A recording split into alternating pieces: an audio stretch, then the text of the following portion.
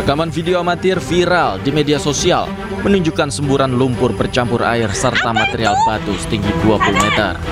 Semburan lumpur ini keluar dari lokasi pengeboran sumur milik pemerintah desa di Pasena Makmur, Kabupaten Tulang Bawang, Lampung.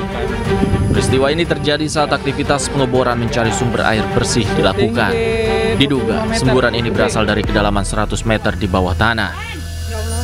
Setelah menyembur hampir 8 jam, semburan ini berhenti dengan sendirinya.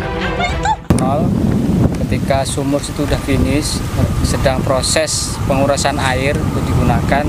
Nah, saat menguras air tiba-tiba ada munculan itu terjadi spontan kejadiannya, pekerja minggir semua.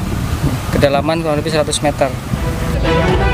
Belum diketahui penyebab semburan ini terjadi, namun atap rumah warga dan sekolah yang berada dekat lokasi mengalami kerusakan. Dari Tulang Bawang, Lampung, Ahmad Lufi Rosyadi, iNews melaporkan. Usai menaikkan status perkara dugaan korupsi penetapan kuota haji 2024 ke tahap penyidikan, kini KPK mencegah mantan Menteri Agama Yakut Holil Qomas untuk bepergian ke luar negeri. Surat pencegahan ke luar negeri dikeluarkan KPK pada 11 Agustus dan berlaku untuk 6 bulan ke depan. KPK menyebut pencegahan bepergian ke luar negeri dilakukan karena keberadaan ketiganya di wilayah Indonesia sangat dibutuhkan dalam rangka proses penyidikan. Yang pertama, Saudara YJQ ya, Menteri Agama periode 2020-2024. Pencegahan ke luar negeri kepada para yang bersangkutan tentu dibutuhkan penyidik agar yang bersangkutan tetap berada di Indonesia supaya dapat mengikuti proses penyidikan ini dengan baik. Sebelumnya KPK memeriksa mantan Menteri Agama era Presiden Joko Widodo Yakut Holil Qomas pada Kamis 7 Agustus lalu. Hampir 5 jam diperiksa, Yakut mengaku telah memberi klarifikasi terkait pembagian kuota tambahan pada ibadah haji tahun 2024 yang lalu.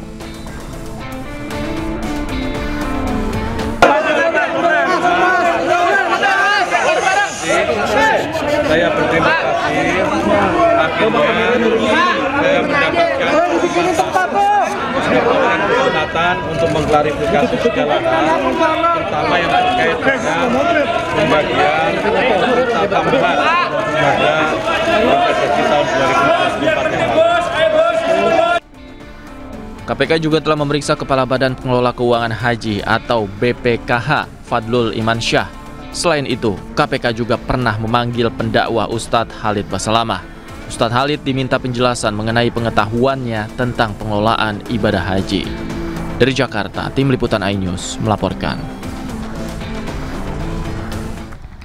Komisi Pemberantasan Korupsi menaksir kerugian keuangan negara akibat dugaan korupsi penetapan kuota haji 2024 mencapai lebih dari 1 triliun rupiah. KPK menduga kuota haji tambahan sebanyak 20.000 jemaah, separuhnya diselewengkan untuk jemaah haji khusus.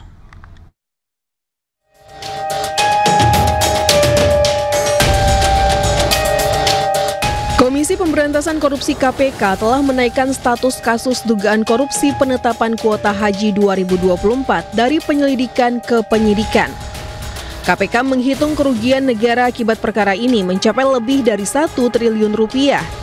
KPK menyebut angka tersebut merupakan perhitungan internal KPK dan sudah didiskusikan dengan Badan Pemeriksaan Keuangan atau BPK.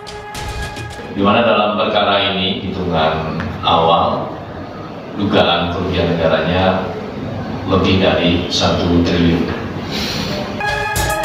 KPK kini tengah membidik sosok pemberi perintah dalam pemberian kuota haji yang tidak sesuai aturan, serta melacak pihak-pihak yang mendapatkan keuntungan dari kasus ini.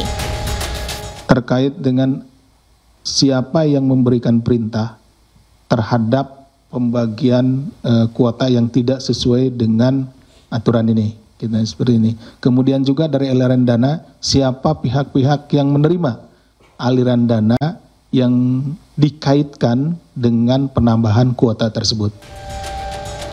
Kasus dugaan korupsi penetapan kuota haji 2024 berawal saat pemerintah Indonesia mendapatkan tambahan jatah 20.000 kuota haji dari pemerintah Arab Saudi untuk musim haji tahun 2024.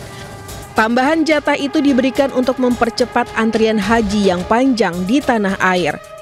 Seharusnya 92% atau 18.400 kuota menjadi milik jemaah haji reguler dan 8% atau 1.600 kuota milik jemaah haji khusus.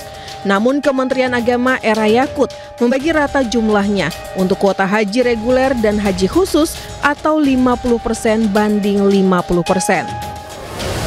Surat Keputusan Menteri Agama nomor 130 tahun 2024 menjadi dasar hukum pembagian kuota tambahan yang diduga melanggar Undang-Undang Penyelenggaraan Haji yang mengatur kuota haji khusus hanya 8%, bukan 50% seperti yang ada dalam surat keputusan menteri tersebut. Sebelumnya, Pansus Angket Haji DPR RI menemukan sejumlah kejanggalan dalam penyelenggaraan ibadah haji 2024. Dugaan ini kemudian ditindaklanjuti KPK dengan memeriksa sejumlah saksi, antara lain Kepala Badan Pengelolaan Keuangan Haji atau BPKH, Fadlul Imansyah, hingga memanggil pendakwah Ustadz Khalid Basalamah yang dimintai penjelasan mengenai pengetahuannya tentang pengelolaan ibadah haji, hingga mantan Menak Yakut Khalil Qaumas. Dari Jakarta, Tim Liputan iNews melaporkan. Kita ke informasi lain, pemirsa. Ketua DPR RI Puan Maharani meminta tersangka penganiaya Prada Luki dihukum berat. Hukuman itu untuk memberi efek jera agar kejadian serupa tidak terulang.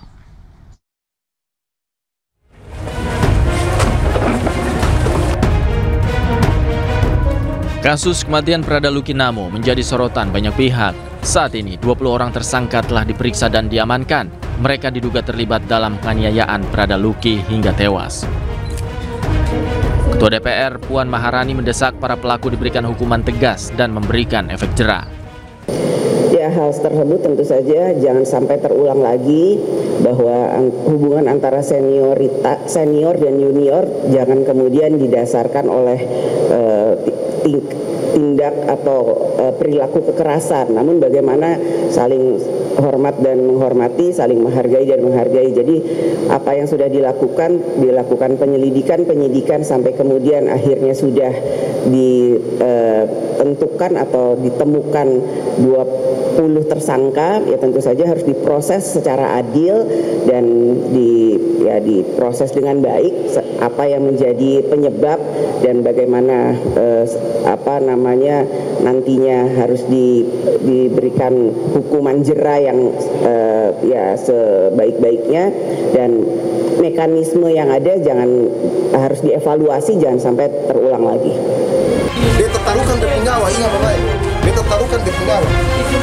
Hingga kini sudah ada 20 orang prajurit TNI yang menjadi tersangka dalam kasus dugaan penganiayaan yang menewaskan Prada Luki Cepril Saputra Namo. Motif dari kasus ini belum diungkap lantaran masih dalam proses pemeriksaan penyidik Polisi Militer Daerah Militer 9 Udayana. Tim Liputan iNews melaporkan. Pembunuhan 5 jurnalis di Gaza oleh Zionis Israel dikecam dunia. Kami hadirkan informasinya usai jeda. Tetaplah di iNews Sore.